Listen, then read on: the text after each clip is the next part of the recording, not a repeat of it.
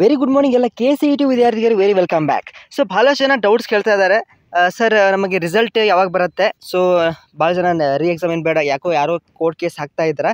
ಕೆಲವೊಂದು ಪೇರೆಂಟ್ಸ್ ಏನೋ ನಂಗೆ ಕಮೆಂಟ್ ಮಾಡಿದ್ರು, ಸರ್ ನಾವು ಕೋರ್ಟ್ ಕೇಸ್ ಹಾಕಬೇಕಂತ ಅಂದ್ಕೊಂಡಿದ್ದೀವಿ ಅಂತ.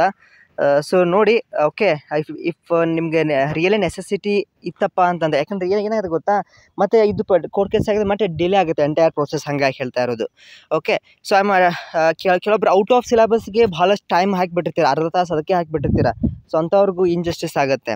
BSc ನರ್ಸಿಂಗ್ ನಿಮ್ಗೆಲ್ಲರೂ ಕೂಡ ರ್ಯಾಂಕಿಂಗ್ ಈ ರೀತಿ ಬರುತ್ತೆ ರಿಸಲ್ಟು. ಓಕೆ, ಸೊ ನಿಮ್ಗೆ ಇಂಜಿನಿಯರಿಂಗ್ಗೆ separate, BNY separate, medical dental separate. ಕೆಲವೊಮ್ಮೆ ನಿಮಗೆ ನೀಟ್ ರಿಸಲ್ಟ್ ಬರಲಿದ್ದ ಕಾರಣ ಅವೇಟೆಡ್ ಅಂತ ತೋರಿಸುತ್ತೆ.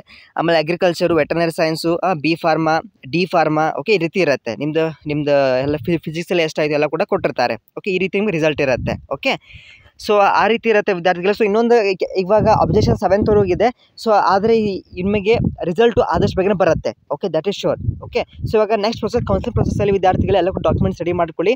ಸೊ ಇನ್ನೊಂದು ಕೆಲವೇ ದಿನಗಳಲ್ಲಿ ನಿಮಗೆ ಡಾಕ್ಯುಮೆಂಟ್ ವೆರಿಫಿಕೇಷನ್ ಕರೀತಾರೆ. ಸೊ ಬೆಂಗಳೂರಿಗೆ ಹೋಗಬೇಕಾಗತ್ತೆ. ಸೊ ಫಸ್ಟ್ ಯಾರ್ದು ರ್ಯಾಂಕಿಂಗ್ ಬರುತ್ತಲ್ವ, ಸೊ ಅವರು ನೀವು ರೆಡಿ ಆಗಬೇಕು. ಓಕೆ, ಕೆಲವೊಬ್ರು ಏನು ಮಾಡ್ತಾರೆ, ಸರ್ ನಮ್ದು ರ್ಯಾಂಕಿಂಗ್ ಭಾಳ ಬೇಜಾರು, ಈಗ ರಿಸಲ್ಟ್ ಬಂತಂದರೆ ಎಕ್ಸಾಂಪಲ್ ತೋರಿಸ್ತೇನೆ ನೋಡಿ, ರಿಸಲ್ಟ್ ಬಂದುಬಿಡುತ್ತೆ.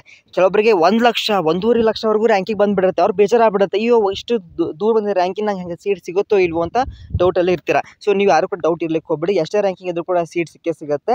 ಸೊ ಆಲ್ ಓವರ್ ಕರ್ನಾಟಕದ ಎಲ್ಲಾದರೂ ಒಂದು ಕಾಲೇಜ್ ಸಿಕ್ಕೇ ಸಿಗುತ್ತೆ. ಓಕೆ, ಅದು ನಿಮ್ಮ ಭರವಸೆ ಇರಬೇಕಷ್ಟೇ. ಓಕೆ, ನಾವು ಭಾಳಷ್ಟು ಕೌನ್ಸಿಲಿಂಗಲ್ಲಿ ಮಾಡಿದ್ದೇವೆ ಹಂಗೆ ಪ್ರತಿ ವರ್ಷ ಕೂಡ. ಹಾಗಾಗಿ ಸೊ ಎಲ್ಲ ಕೂಡ ಸ್ಕಾಲರ್ಶಿಪ್ ಅಪ್ಲೈ ಮಾಡ್ಕೊತಾ ಇರಿ. So all the very best. So ನಿಮಗೇನೋ ಸಂದೇಹಗಳಿದ್ದರೆ ಕಮೆಂಟ್ ತಿಳಿಸಿ, ವಿಡಿಯೋಗೆ ಲೈಕ್ ಮಾಡಿ, ಫ್ರೆಂಡ್ಸ್ಗೂ ಶೇರ್ ಮಾಡಿ. Thank you.